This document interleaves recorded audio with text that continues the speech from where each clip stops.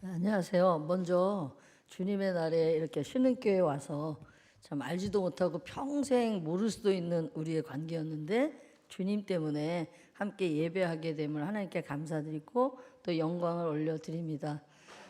또 특별히 목사님께서 저를 모르심에도 불구하고 신뢰하시고 교단파송 선교사라는 것으로 이렇게 또 귀한 예배 시간에 강단의 자리를 내어주신 목사님과 또 교회에 감사드립니다.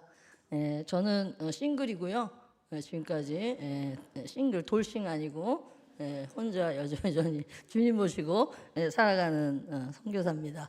그래서 브라질 선교에 대해서 조금 소개해드리고 또 하나님 말씀을 잠깐 나누면 그래도 주일날 여러분이 그냥 배고프게 돌아가시지 않으시고 하나님의 말씀을 좀 듣고 가시지 않을까 생각합니다. 저는 브라질인데 여기 이과수 폭포고요. 여러분들 이과수 폭포 와보신 분 계신가요? 한 분 있으세요. 네, 크지요? 네, 엄청납니다. 그래서 나이아가라 폭포 가신 분은 또 반 정도밖에 안 가니까 이 두 개의 폭포가 크게 있는데 이거는 천여 개가 모여서 하나님의 작품입니다. 저는 이런 나라에서 이 세계에서 최고 이르다 아니 그런 말이 없으면 안 되는 나라, 최고의 폭포가 있는 나라입니다. 저는 먼저 처음에 2003년에 도착해서 모지 성결교회라고 한국인들이 지으시던 교회를 저에게 헌납해 주셔서 이제 완공하고 이렇게 청년들 중심으로 또 젊은이들, 제가 저희 교회에서 두 번째로 나이가 많아요. 이제 78세 되시는 분이 계시고 제가 그다음에 나이 많고 그다음에 나머지는 40대, 50대, 30대 이렇게 젊은이들이 있습니다. 그래서 모지 성결교회 저희 이제 가서 모지 성결교회 산 것은 뭐냐면 일단 청년들에게 세계 비전을 가지고 나아갈 수 있도록 삶의 비전을 주는 방법이었고요. 공부를 그만두지 않고 끝까지 고등학교 졸업하게 하는 일을 계몽했고, 특별히 결혼을 해서도 이렇게 사랑이 이게 배터리가 나가면은 바꾸잖아요. 그런 것처럼 사랑도 배터리가 나가면 그냥 이혼하고 다른 사람들과 살고 그런 혼란한 결혼 생활을 하고 있더라고요. 결혼이 아니고 사실은 동거 생활이죠. 그래서 그런 곳에 하나님의 아름다운 가정 생활이 어떤 것인지 부부인지 그것을 하면서 이렇게 했습니다. 이 분들이 이번에 9월 7일 날 우리 교회에 이제 집사님으로 임명받는 3명 중에 2분이신데 너무 잘생기고 너무 예쁘죠? 네, 이제 결혼식을 이제 제가 주례를 한 것입니다. 근데 이분들이 다 3번째 결혼이에요. 그러니까 주님 모르고 살았을 때는 이렇게 자기의 육신의 정욕을 따라 살았지만 이분들이 만나서 저희 교회를 만나고 또 코로나 때 저에게 오셨는데 저희는 코로나 때도 예배를 했습니다. 그래서 그때 예배 드릴 때 오셔서 하나님의 말씀을 배우면서 이제 진정한 그래서 이혼도 제대로 다 하고 결혼도 제대로 해서 이제 지금 너무나 헌신적으로 주의 사명 감당하니까 선교는 복음과 성결의 빛을 전하기도 하지만 이것을 어떻게 삶으로 살아낼 것인가를 가르치는 계몽도 들어있지 않는가 그런 생각을 합니다. 그래서 목회는 그렇게 하고 있고요. 하나님께서 저를 부르실 때 선교사로 이제 10년 동안 사실은 이민교회에서 이미 목회를 하고 있어서 브라질에 간 거는 34년 차입니다. 교단 선교사로는 24년이지만 그래서 바나바 목회자 훈련은 이제 이강천 목사님이시라고 저기 청주에서 시작하셔서 지금은 김정호 목사님께서 하시는데 한국 바나바 목회자 훈련, 목회자가 살아야 교회가 살고 한국 교회가 살기 때문에 한국 교회 붕을 위하여 세우신 이 목회자 바나바 훈련원을 저도 공부하고 브라질에 가서 브라질 집으로 열었습니다. 그래서 목사님들이 말씀과 기도로 영육간에 설 수 있도록 그래서 마리아의 라이프 스타일로 예수 그리스도의 발 앞에 엎드려 말씀을 듣고 살아가는 그런 그리고 기도로서 자기 영성을 세워가는 이분은 집사님으로서 아마존 강변에서 전도를 많이 하시던 분이에요. 그런데 우리 목회자 훈련에 오셨고 나중에 이제 목사가 되셨죠. 저희 성결교회고요. 사랑의 중보기도 시간이 셋째 달에 있는데 그때 자기는 방언 받기를 원한다. 그러면서 방언을 받도록 기도해서 저희들이 다 안수하여 이렇게 기도했는데 방언은 그날 해보라니까 못하더라고요. 그래서 주님이 응답하지 않으셨나 그랬는데 몇 개월 후에 저희가 이제 에콰도르 선을 넘어서 그러니까는 적도선을 넘어서 다른 곳에 가서 선교를 하게 됐는데 그때 못 오실 줄 알았어요. 간경화로 몸이 약했기 때문에. 그런데 배낭을 메고 씩씩하게 온 거예요. 저랑 동갑이신 분인데 그래서 어떻게 괜찮냐고 그랬더니 자기가 병원에 갔는데 간경화가 완전히 치유받았다고. 그날 밤에 저희가 기도할 때 몸이 뜨거워졌다는 얘기를 하면서 자기가 그런 게 뭔지 몰라서 이제 병원에 몇 개월에 갔는데 거기서 치유 완청을 받아가지고 지금은 아마존에 자기의 나무를 잘라서 그리고 쓰러져가는 교회 바깥에 교회를 세워 쓰러져가는 것은 무너뜨리고 지금 3개째 교회를 개척하시면서 사역하고 있는 히바마 목사님이십니다. 저는 상파울로 지역에 제가 섬기는 교회 안에 이제 바나바 목회자 훈련도 하고 있는데요. 여기에서는 저희 목사님들이 이렇게 사모님들이 오셔서 1년 동안 2박 3일씩 매월 10개월 동안 들어오셔서 이제 선교적 교회로 갈 수 있는 브라질 교회, 선교만 받는 것이 아니라 함께 나눌 수 있는, 그리고 선교사님들을 후원할 수 있는 그런 교회가 되자 이제 그렇게 하고 있고요. 그래서 그런 목사님 훈련 통해서 영적으로 다운되셨던 분들이 회복되어져서, 그리고 힘들 때 저희 훈련원에 와서 함께 기도함으로 회복되어지는 목사님들을 볼 때 기쁨이 됩니다. 저 뒤에 보면은 잠깐요, 아직 넘기지 마시고 뒤에 보면 잠깐 넘기지. 거기 뒤에 보면 무슨 텐트가 하나 있죠, 그죠? 이 텐트가 뭐냐면 숙소가 없어서 목사님들이 오시는데 텐트 2개를 6인용 그다음에 기숙사 숙소를 이용해서 이쪽에 남자분 이쪽에 여자분 화장실에 이제 목욕 시설을 해서 하고 있습니다. 그럼에도 불구하고 목사님들이 오셔서 정말 영적으로 세워가는, 왜냐하면 브라질 교회들은요 번영 신학에 놓였습니다. 너가 집 한 채를 바치면 집 10채를 받을 거고 차 한 대를 바치면 차 5대를 하나님께 축복받는다. 우리도 예전에 그런 축복을 간구했습니다. 저희 어머니 시대는 30년 전에 어머니 시대는 기도했어요. 그리고 철야했어요. 그리고 금식하셨습니다. 그런 기도로 저희들이 축복을 받게 되었고 또 자녀들인 저희들이 그 혜택을 받으며 살아가는데, 이분들은 기도는 안 하고 바치기만 해라 라고 하면서 신오순절 계통의 목사님들이 그렇게 가르칩니다. 거기에 저희들이 목회자 훈련을 통해서 정말 목사님들의 영적 라이프 스타일이 무엇이며 더 나아가 이제 정말 저희들이 복음이 무엇인지를 목사님들에게 함께 나누면서 그들로 하여금 복음을 전하게 하는 일을 감당하고 있습니다. 그래서 마지막 전달에는요 저희가 선교훈련을 갑니다. 왜냐하면 목사님들도 자기 나라를 떠나봐서 그 옆 나라에 차 타고 뭐 한 30시간 정도 가면 차 타고 이제 한 20시간 왕복으로 40시간인데 옆에 파라과이가 있어요. 그 나라에 가서 우리보다 더 어려우니까 가서 이제 선교하고 어린 아이들에게 소망을 주는 그런 일을 하면서 이 목사님들이 이제 돌아오면 여기 갔던 선교사님들과 뭐 담은 5만 원이라도 10만 원이라도 후원하는 교회들이 돼요. 그래서 현지인 교회들도 받는 교회가 아니라 섬기는 교회, 선교하는 교회로 세워가는 비전을 가지고 선교 훈련을 하고 있습니다. 네, 그래서 병원에 여기 이제 뚱뚱한 선교사님이 싱글로서 이렇게 어려운 파라과이 분들 병원에는 공짜인데 밥을 안 주는 거예요. 그래서 샌드위치나 이런 거를 만들어서 계속 산모들과 또 환자들에게 그 환자를 돌보는 분들에게 이렇게 전해주고 있습니다. 네, 저는 이제 2014년부터는 브라질 성결 성서 신학교를 시작했습니다. 이건 교단 인정 신학교고요. 2년 반 전부터는 브라질에는 천주교 문화가 많겠고 또한 문교부 인정, 교육부 인정을 받은, 문교부란 벌써 제가 옛날 사람인 걸 아시겠죠.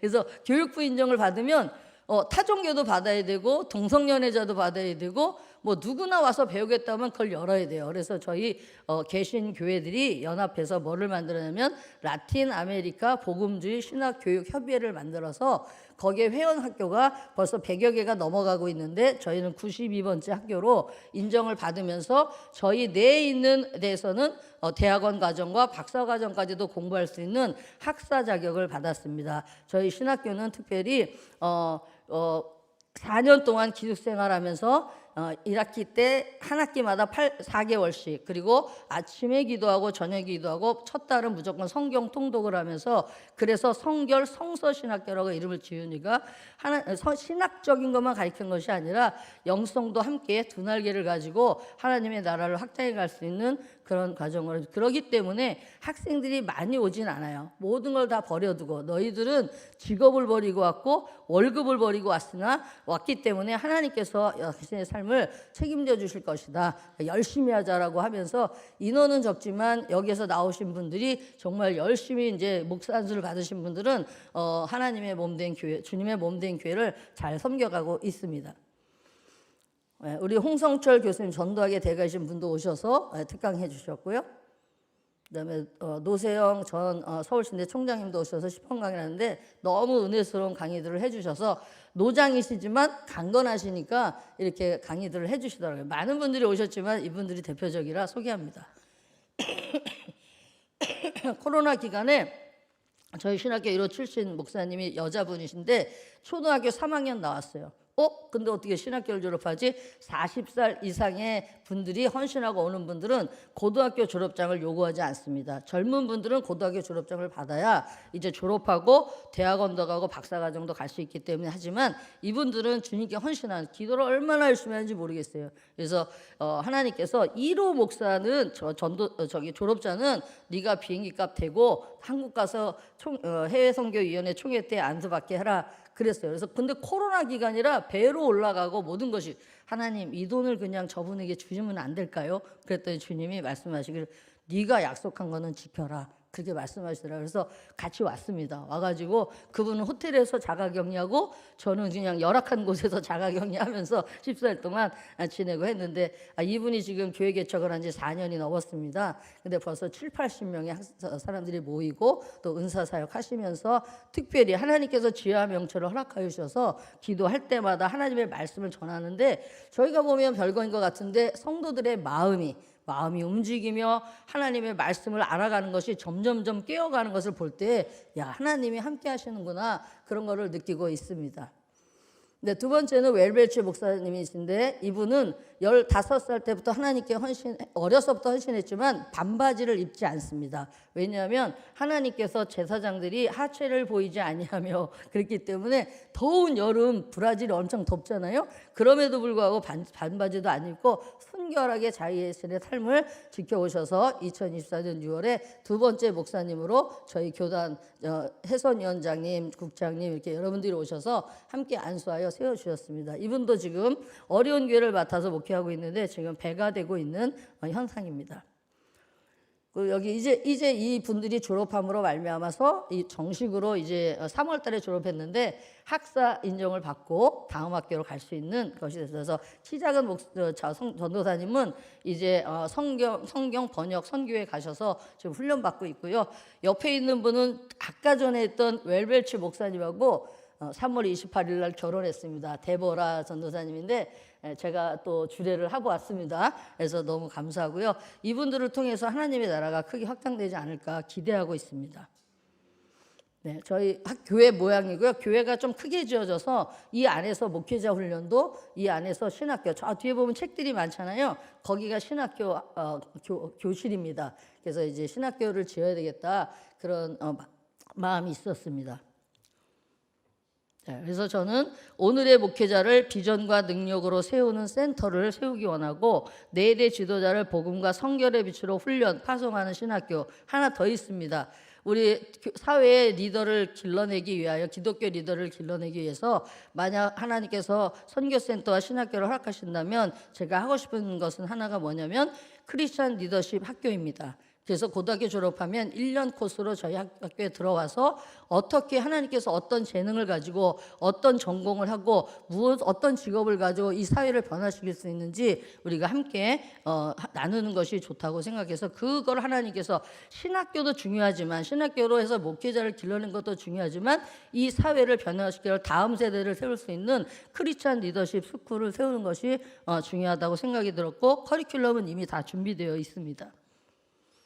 자, 이게 조감도인데 이렇게 신학교 옆에 있는 창문이 많은 데는요 이미 저희 교회가 있는 곳이고 교회 뒤에 10m에서 30m 땅이 있었습니다. 그래서 거기에 이제 신학교를 지어지겠는데 1호 목사님이 루시다 목사님 오셨을 때 아직 모금 시작도 안 했는데 어떤 분이 3천만 원, 어느 곳에서 1,000만 원 이렇게 해가지고 한 5천만 원이 모금이 됐어요. 그래서 이건 하나님께서 손바닥만한 구름을 띄우신 거 아니냐 그런 생각을 해서 이제 건축을 시작해야 되겠다는 마음 먹었고 이제 교단 조감도를 만들고 건축 기사한테 다 만들게 하고 나서 이제 시청에 허가를 받았습니다. 네, 그래서 이제 그 건축을 시작하게 되죠. 그래서 이제 이거는요, 32개의 기둥을 18m까지 땅으로 기초 공사를 저렇게 하는 것입니다. 그 후에 이제 거기에 조류식 건물을 갖다 붙일 수 있고 저희 교회를 세운 분들이 이제 하게 되는데 여기에서부터 여기에서부터 전화가 온 게 뭐냐면 변호사가 이 회사가 코로나로 인해서 굉장히 어려워져서 건축을 할 수가 없게 됐다. 근데 만약 추가 경정을 해주면 할 수 있겠다. 그런 말을 하더라고요. 근데 저희가 벌써 1년 4개월을 기다린 상태에서 이제 연락이 온 거예요. 1년 4개월. 그래서 어떡하나 이러고 있는데 그 전에 사실 7월달, 이건 8월에 연락 온 거고요. 7월에 기도하는데 하나님께서 그러시더라고요. 너 나 믿니? 이렇게 물어보셔요. 정은아, 너 나 믿냐? 그래서 주님, 제가 주님 안 믿으면 내가 왜 일을 하겠어요?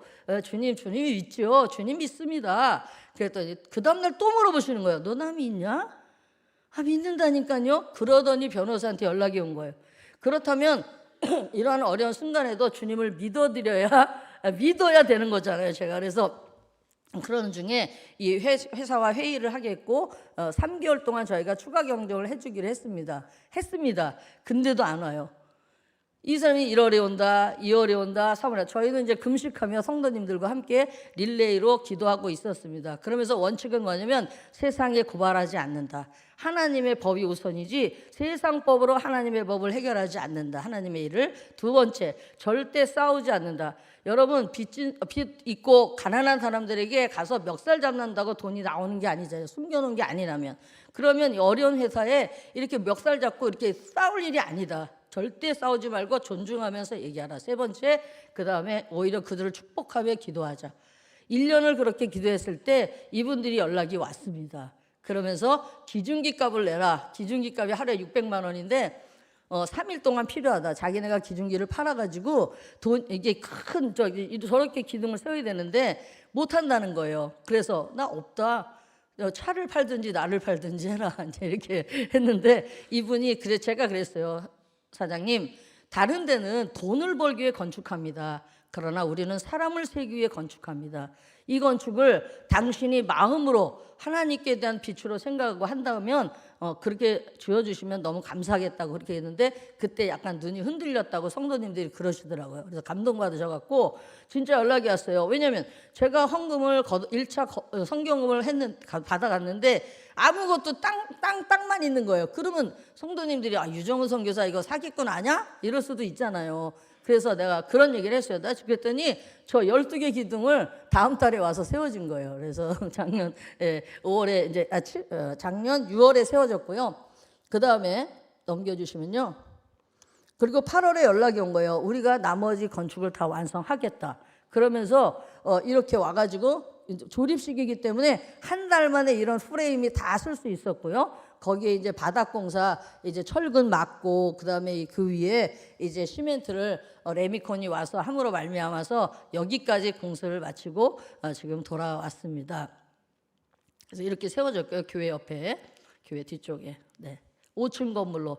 원래는 3층 건물 하려고 했는데 주차장 수기가 모자라서 시교통국에서 더 주차 공간을 마련해야 되니까 올릴 수밖에 없더라고요. 그러다 보니까 위에는 옥상 정원처럼 되고요. 체육관 되고 2, 3, 4층을 저희가 사용하게 되는데 이제부터 지금 강의실 2개가 하나 2천만 원씩 4천만 원이고요. 도서관, 미니 세미나실, 그다음에 뭐 이렇게 해서 전체 5억인데요. 여러분들 마음 가운데 목사님과 함께 감동되시면 뭐 하나씩 맡아주시면 저희가 이름을 붙여드릴 것입니다. 그래서 신흥교회에서 했다 아니면 우리 집에서 집안에서 했다 이러면서 이름을 붙여드리려고 합니다. 그래서 이제 다음 방을 만들 때 하나당 3천만 원인데요. 또 도서관 같은 거는 8천만 원입니다. 그러나 여러분들이 함께 이거 1,000만 원 큰 돈이죠. 큰 돈이지만 정말 향유 옥합 깨트리는 그런 마음으로 만약 해주신다고 한다면 브라질 땅에 정말 하나님의 나라를 세워가는 복음의 일꾼들이 세워지지 않을까 그렇게 생각합니다.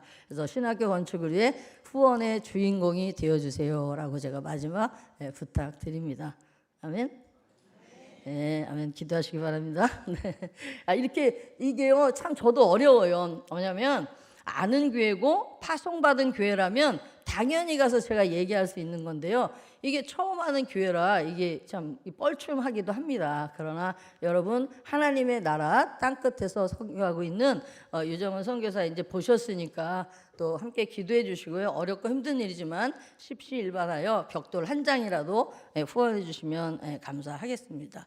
그래서 너가 나를 믿느냐라고 할 때 그런 말씀을 들을 때마다 생각하는 건 뭐냐면, 정말 내가 하나님을 믿고 있는가가 엄청나게 우리의 인생에 중요하다, 그런 생각을 했습니다. 그래서 오늘 본문 말씀에 부활하신 나의 주 나의 그리스도, 부활하신 나의 주 나의 그리스도인데요, 부활절만에 예수님 부활하신 거 아니고요. 부활하신 이후에 우리가 우리의 주님, 우리의 그리스도로 모시고 살아가야 된다는 것입니다. 그래서 예수님께서 십자가에서 죽으셨어요. 그리고 죽으신 난 후에 다시 부활하셔서 무엇이 되시냐면 그리스도와 주가 되십니다. 그러고 우리의 삶의 주인이 되시고 머리 되시고 우리의 제사장이 되시고 선지자가 되시면서 우리의 삶에 우리를 다스려 주시는 그리스도가 되신 후에는 그분이 우리의 마음 가운데 사랑을 부으셔서 이제 주님을 내가 그리스도라 고백하면서, 하나님 이제는 내가 자유할 자유가 있고 내 뜻대로 살아갈 마음이 있지만 그러나 내가 그리 살지 아니하고 주의 뜻 가운데 살겠습니다. 주님을 사랑합니다. 내가 자유할 수 있으나 자유하지 않고 제가 순종하며 이 집에서 영원토록 살기를 죽기까지 내가 충성하며 이 집에 있겠습니다 라고 고백할 때 이 출애굽기 21장에서 귀 뚫은 종이라는 게 나오잖아요. 그래서 주인이 데리고 가서 이제 귀를 뚫고 그 주인의 이름을 붙여주는 것처럼 저희들이 정말 부활하신 주님이 그날에만, 부활절에만 부활하신 게 아니라 예수님이 부활하셔서 우리의 삶의 그리스도와 주가 되신다는 것입니다. 그래서 그 부활하신 주님과 우리가 동행하며 살 때는 하나님께서 우리의 인생을 책임져 주시고 그분의 뜻을 우리 삶 가운데 이루어 주시는 줄로 믿습니다. 그래서 오늘 여기 나오는 이야기는, 본문 이야기는요, 마르다 이야기예요. 근데 예수님이 나사로가 죽었잖아요. 죽었는데 예수님이 바로 안 와요. 사랑하는 친구이면서도 바로 오지 않고 어떻게 하냐면 이제 나흘 있다가 나타나신 거예요. 그래서 네 오라비가 다시 살아나리라. 그러니까 마리아는 화가 나서 집에만 있어요.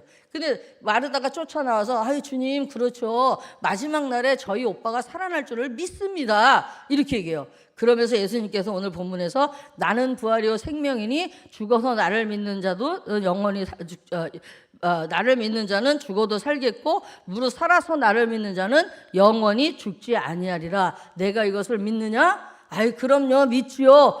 그러하다 주는 그리스도시며 이 세상에 오시는 하나님의 아들입니다 라고 고백하는 거예요. 너무나 믿음이 확실하잖아요. 이 믿음만 가지고도 주님은 역사하실 것 같아요. 그런데 39절과 40절에 가면 이제 예수님이 무덤가에 오셔서 자, 무덤 문을 열어라. 마르다가 얘기해요. 아니요 주님, 지금 우리 오빠는 죽은 지 나흘이나 지나갔어요. 그래가지고 지금 이 문을 열면 냄새가 고약해요. 썩어서 어떻게 할 수가 없어요 라고 하면서 얘기하니까 예수님께서 이렇게 40절에 내 말에 내가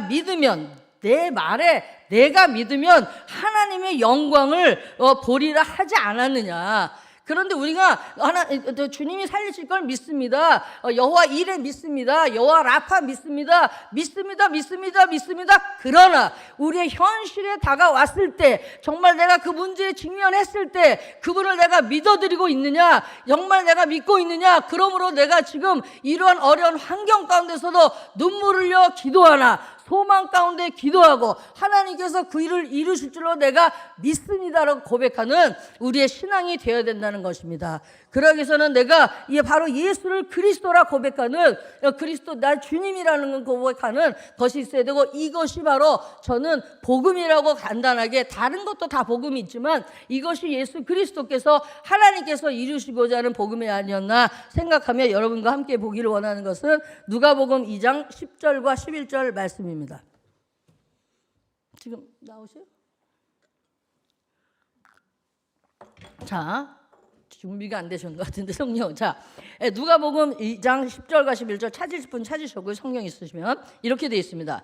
천사가 이르되 무서워하지 말라. 보라 내가 온 백성에게 미칠 큰 기쁨의 좋은 소식을 너에게 전하라. 여기까지가 복음이죠. 복음이 뭐예요?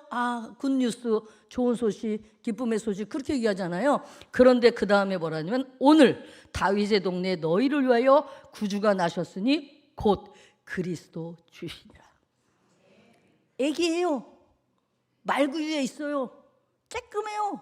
오늘 애기 우리 노아처럼 아무것도 못해요. 웃기만 하고 자고 이렇게 하품하고 중요한 것만 해요.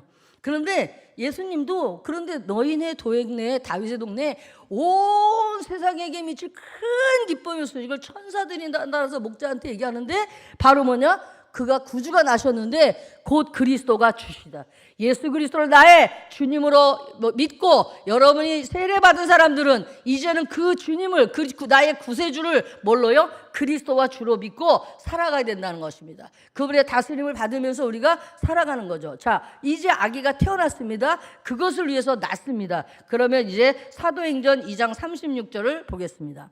거기에는 이렇게 나옵니다. 그런즉 이스라엘 온 집은 확실히 알지니 너희가 십자가에 못 박은 이 예수를 하나님이 주와 그리스도가 되게 하셨느니라 하니라.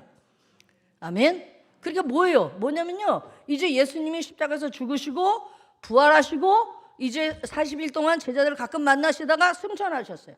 열흘이 못 돼요. 아버지가 약속한 성령을 너희가 선물로 받으리니 이 예루살렘을 떠나지 말고 있어라. 사도행전 1장 봐서 오직 성령이 너에게 마시면 너희가 큰 권능을 받고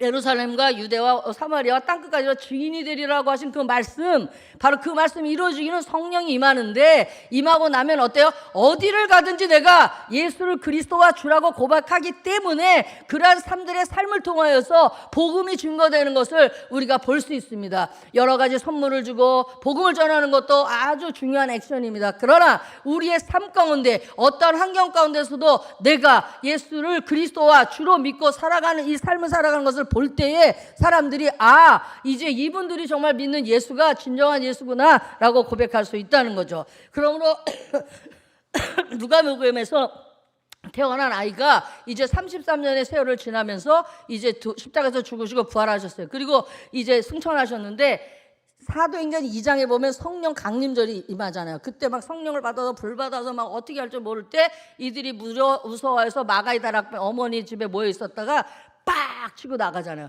빡 치고 나가서 복음을 전했는데 제가 볼 때는 모든 사도가 복음을 전했어요. 각자 받은 방언으로 저는 복음을 전했다고 봅니다. 왜냐하면 이 사람들이 아시아 주변 사람들이 이제 디아스포라로 있던 사람들이 와서 이 사람들이 갈릴리 사람들 아니야? 나사렛 사람들 아니야? 갈릴리 사람들이 아니야? 근데 어떻게 우리나라 말을 하지? 그러면 예를 들어서 포르투기스만 얘기한 게 저희 포르투기스인데 포르투기스만 얘기한 스페인어도 하고 영어도 하고 중국어도 하고 베트남어도 이런 언어를 다 쓴 거예요. 그 나라. 그러기 때문에 그러는데 성경에 기록된 건 베드로 사도님의 설교만 기록되지 않았나. 만약 이걸로 다 기록하면 이 성경이 너무 넘쳐서 우리가 66권도 안 읽는 판이네. 다 여긴 잘 읽으시죠? 신학교는 읽으실 줄로 믿습니다. 그래서 그런데 그렇지 않습니까? 그러므로 말미암아 지금 그 베드로가 설교하는 거예요.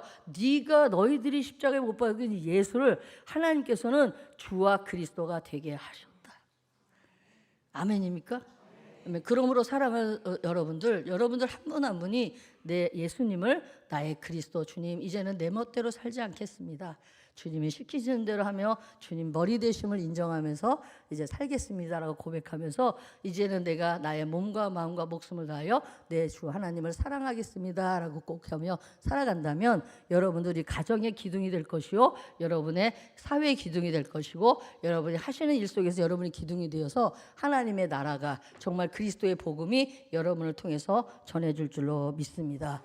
그러므로 이 예수는 죽기까지 복종하시면서 십자가에서 하늘 보좌 내리시고 내려오심으로 말미암아 이제 하나님께서 어떻게 하셨냐면 부활시키셔서 하늘 위에 있는 이름과 땅 위에 있는 이름과 땅 아래에 있는 이름이 모든 자들이 다 그를 그리스도와 주라고 고백하여 하나님께 영광을 돌리게 하셨다라고 빌립보서 2장에서 기록하고 있습니다.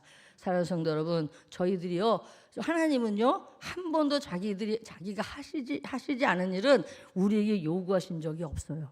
뭐냐면 예수님께서 네가 내 제자가 되기를 원하냐?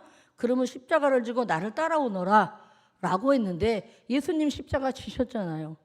주셨고 부활하셨기 때문에 내가 너희들이 내 제자 되기 원하니 그러면 나를 따라 오너라 라고 십자가를 지고 너를 부인하고 하늘 보좌 버리실 수 있으면 자기 부인하신 거고요.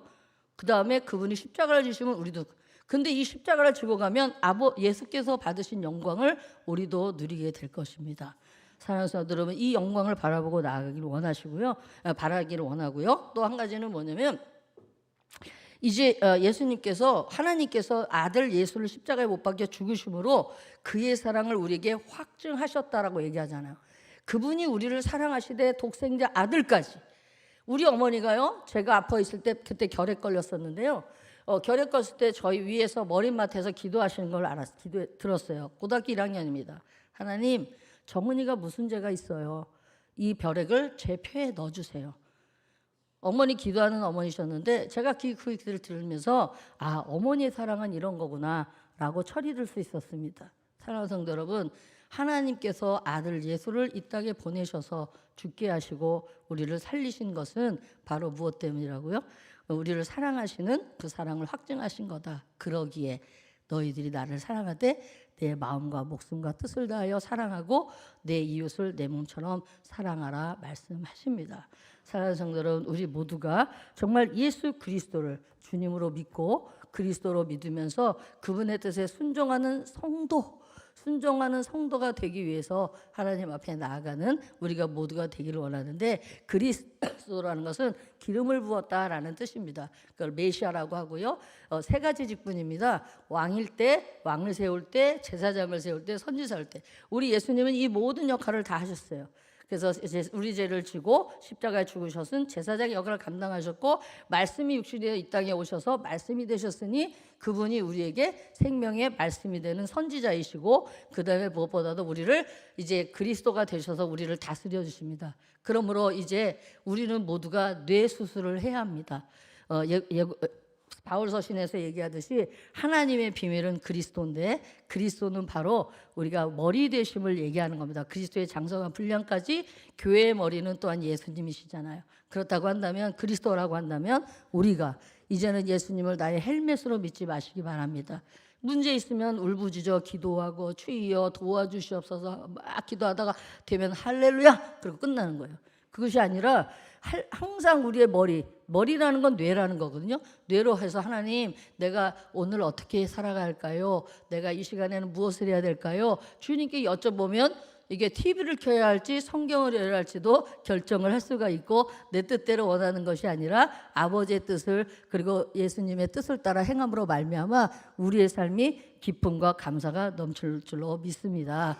그러면 사랑하는 성도 여러분, 이러한 삶 살아가시기를. 그래서 주님과 죽으신 주님을 따라가는 게 아니라 너 나 믿냐라고 저에게 말씀하신 주님, 오늘도 부활하셔서 저의 그리스도와 주가 되어주시는 것처럼 우리 신흥교회 3부 예배 참석하신 온 성도들의 삶에도 정말 그리스도 그리고 주이신 주님을 따라감으로 말미암아 우리의 인생 가운데 조금도 부족함이 없이 하늘을 맛보면서 이 땅에서 하나님의 나라를 살아가시며 확장하시는 우리 귀한 성도님들 되시기를 주님의 이름으로 축복합니다. 아멘. 기도하겠습니다. 사랑하는 하나님, 감사합니다. 주님께서 우리 신흥교회, 사랑하시는 신흥교회에 와서 이렇게 함께 예배하게 하심을 감사합니다. 주님께서 주셨던 말씀을 나누었습니다. 그리고 선교 비전을 나누었습니다. 하나님 아버지께서 일하여 주시고 우리 성도님들 마음 가운데 예수가 그리스도 주가 되셔서 하나님께 영광을 올려드릴 뿐만 아니라 그들의 삶의 기쁨과 감사와 찬송이 넘쳐나는 귀한 삶 살도록 주님 인도하여 주시옵소서. 모든 것 감사드리며 주 예수 그리스도 이름으로 기도합니다. 아멘.